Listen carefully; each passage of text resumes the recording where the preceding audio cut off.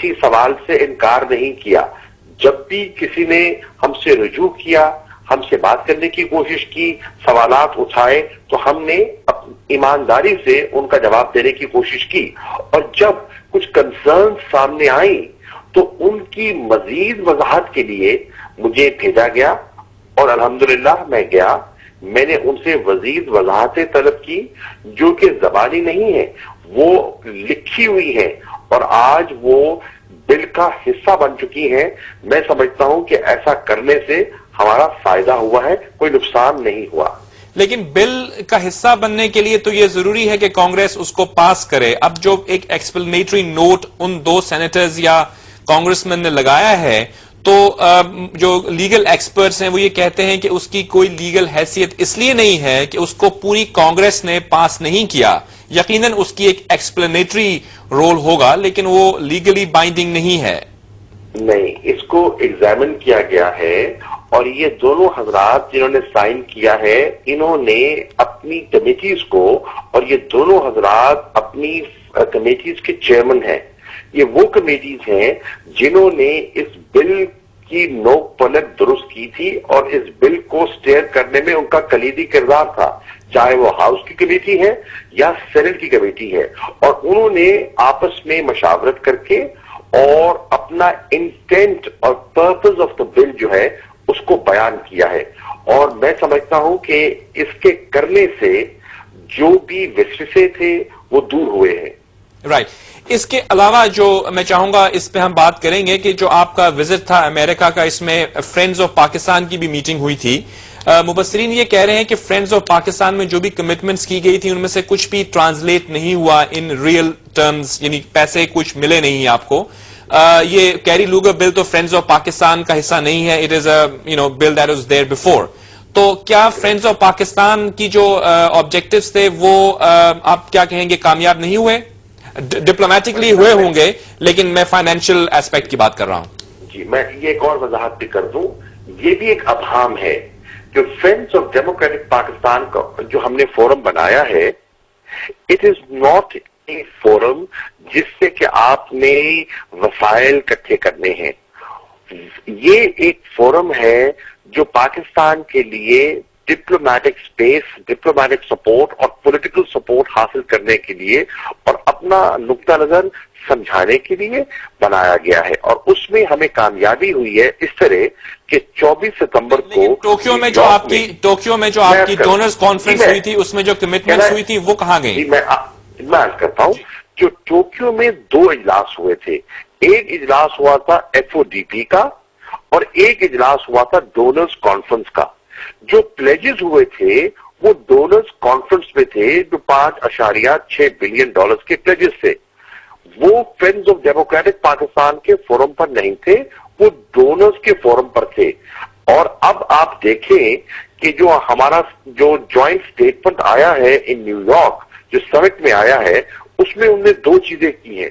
ایک چیز تو یہ کی ہے کہ انہوں نے کہا ہے کہ ان پلیجز کو ریئلائز کروانا چاہیے فل فور، اور ان کی ریئلائزیشن میں سارے ممالک کو جو ہے اس سارے مسئلے کو ایکسپیڈائٹ کریں. تو آپ یہ فرما رہے ہیں کہ فرینڈز آف پاکستان کے کوئی اکنامک گولز نہیں ہیں، وہ ایک محض پولیٹیکل اور ڈپلومیٹک سپورٹ کا ادارہ ہے یا فورم ہے؟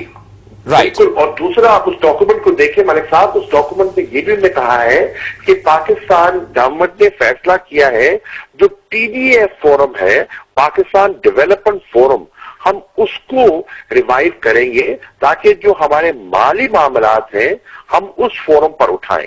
لیکن آپ کو اس چیز کا بخوبی علم ہوگا، آپ پاکستان کی سیاست کو جانتے ہیں، آپ فورن منسٹر بھی ہیں، لیکن آپ ایک گراس روٹ پالیٹکس سے بھی واقف ہیں.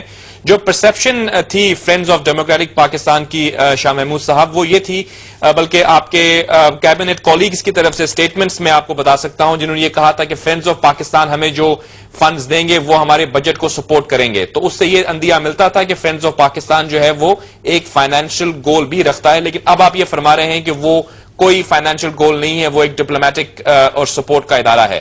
Am I correct? دیکھیے देखिए मलिक साहब, कुछ लोगों ने स्टेटमेंट यकीनन दिए थे जो इसको पूरी तरह समझ नहीं पाए। वो आपके कैबिनेट कॉलीग्स थे, फेडरल मिनिस्टर्स थे, कुछ लोग नहीं थे। जी, कुछ कैबिनेट कॉलीग से भी उसको समझने में दिक्कत हुई। बिल्कुल, मैं दुरुस्त, आपने दुरुस्त फरमाया। लेकिन आपके वुज़रा को ये पता ही नहीं था कि फ्रेंड्स ऑफ पाकिस्तान के अहदाफ क्या हैं, आप ये फरमा रहे हैं? देखिए, सबका ये सब्जेक्ट नहीं है और कोई जरूरी नहीं है कि हर सब्जेक्ट पे आप पूरी तरह वाकिफ हो, लेकिन अब लोगों के इल्म में आ गया है। जहां तक हमारे फाइनेंशियल गोल्स का ताल्लुक है, वो अपनी जगह कायम है और वो हम उनको उठा भी रहे हैं। और हमारी जो इकोनॉमिक अफेयर्स डिवीजन है, उन्होंने जो जितने हमारे इस फोरम पर ममालिक, हमारे दोस्त ममालिक हैं, उनसे बात की है। और जो ज्वाइंट स्टेटमेंट है समिट का, जो 3 को-चेयर्स ने साइन किया है, उसमें इसका तस्करा है। राइट। मेरा अब हम वापस लेके आते हैं कैरी लूगर बिल, बल्कि आप उसको अगर हम पार्टनरशिप विद पाकिस्तान एक्ट कहें, तो इसके हवाले से वो जो खदशात थे, ये तो हमने इजहार किया, मीडिया ने किया, सब लोगों ने किया, पार्लियामेंट में हुआ, बड़े क्लियर स्टेटमेंट्स हैं। नवाज शरीफ साहब ने उसको कहा है कि वो एक्सेप्टेबल नहीं है, MQM ने रिजर्वेशंस का इजहार किया है, ANP ने रिजर्वेशंस का इजहार किया है, लेकिन अब ये आइन यानी ये एक्ट बन चुका है। मुझे आप ये बताइएगा कि वो जो खदशात हैं जिनका इजहार हमारी पॉलिटिकल और मिलिट्री लीडरशिप ने किया है, उनका तदारुक अब आप कैसे करना, आपका प्लान क्या है? कि क्योंकि अब तो ये आ चुका है, तो अब आप किस तरह से सेफगार्ड करेंगे वो पाकिस्तान के नेशनल इंटरेस्ट्स जिसके हवाले से खदशात गुज़िश्ता 10 या 15 दिनों में सामने आए हैं? देखिए, ये जो वजाहती बयान सामने आया है और जिसको बिल का हिस्सा बनाया गया है, इससे वो खदशात दूर हुए हैं। एक दूसरी बात ये है, मेरे जाने से पहले यहाँ एक इजलास हुआ था ऐवान सदर में, जिसमें सारे मुख्तदर हल्के जो हैं वो मौजूद थे। उसमें हमारी मिलिट्री लीडरशिप भी मौजूद थी, हमारी पॉलिटिकल लीडरशिप भी मौजूद थी, और हमने बैठकर डिस्कस किया था कि ये अमेरिकन कानून है और इस कानून को सामने रखते हुए what is the way forward. उस वे फॉरवर्ड को हमने डिस्कस करके एक रास्ता निकाला और मुझे एक मैंडेट दिया गया कि इस मैंडेट के मुताबिक मैंने वहां जाकर मुज़ाकरात करने हैं, और उस मैंडेट को सामने रखते हुए मैंने बात की है और बात करने से ये वजाहत हासिल की है। और मैं समझता हूं इस वजाहत के बाद जितने हमारे हलीफ हैं वो मुझे मुतमईन दिखाई दे रहे हैं, और इंशाअल्लाह मैं समझता हूं कि बहुत सी ऑपोजिशन की जमातें जो हैं वो भी अब इसको पूरी तरह समझ पाई हैं।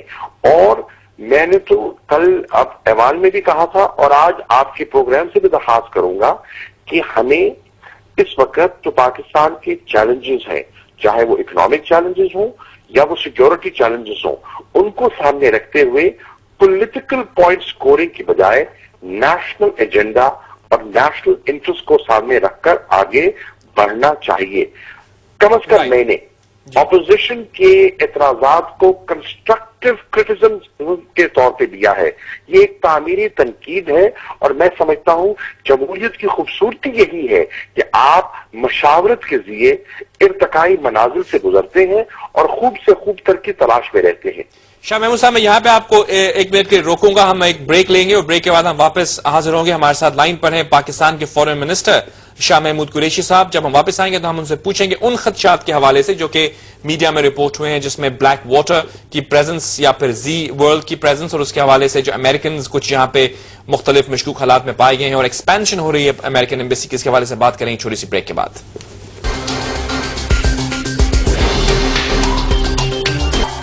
को आप इंप्रूव कर रहे हैं, लेकिन ये चीज तो तकरीबन तय है शाह साहब, और जिसके बिल्कुल इररिफ्यूटेबल रिपोर्ट्स मौजूद हैं कि यहाँ पे इस्लामाबाद में, पेशावर में ऐसे अनासिर पाए गए हैं जो कि ऑब्जेक्शनेबल हैं। कुछ फॉरेन नेशनल जिनके पास असलहा पाया गया है, और उसके हवाले से कुछ हमारी इंटीरियर मिनिस्ट्री के हवाले से कॉरेस्पॉन्डेंस भी जो है वो भी पब्लिक डोमेन में है, और ये चीज भी अब पब्लिक डोमेन में है कि आपकी जो मिनिस्ट्री ऑफ डिफेंस है उसने अब जाके रोका है उसको कि आप कोई भी अमेरिकन हो या फॉरेनर्स हो, उनको नॉर्मल इमिग्रेशन चैनल से अंदर आना है।